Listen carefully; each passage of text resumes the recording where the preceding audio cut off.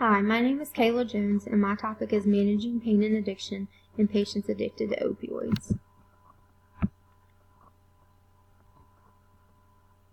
Some barriers to pain management could be that you are worried about feeding their addiction, they have a high pain medication tolerance, your personal biases, or according to studies they suffer from more severe pain. You must not withhold pain medication just because someone has a history of opioid abuse. According to the American Society for Pain Management, Nursing, and the International Nurses Society on Addictions, patients with substance use disorders and pain have the right to be treated with dignity, respect, and the same quality of pain assessment and management as all other patients. Regardless of addiction, opioids remain the best treatment for moderate to severe pain. Some background information on drug addiction. Using drugs affects the way your brain works, which can cause you to become addicted. Close monitoring for addiction symptoms in healthcare settings makes using opioids safer. Often opioids are necessary in some patients' recovery, post-surgery, or acute health problems.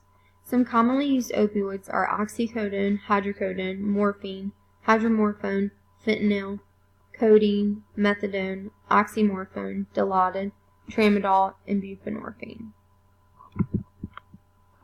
The opioid crisis began in the 1990s. The addiction potential was unknown at this time.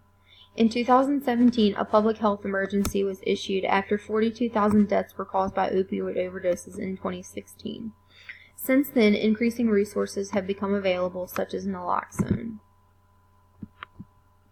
Some laws, regulations, and policies have been put in place, such as the opioid prescribing guidelines.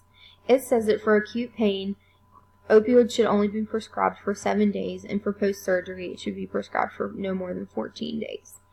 The prescription monitoring program tracks prescription filling. Physician classes on prescribing have been developed to help educate them. The risk for addiction assessment has been developed to help address addiction early.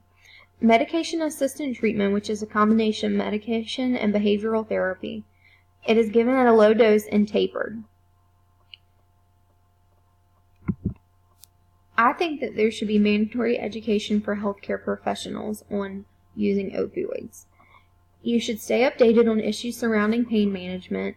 You should not let your personal biases get in the way. Education is key to prevention. Some non-pharmacological treatment that could be used for pain is massage, repositioning, hot-cold application, guided imagery, and meditation.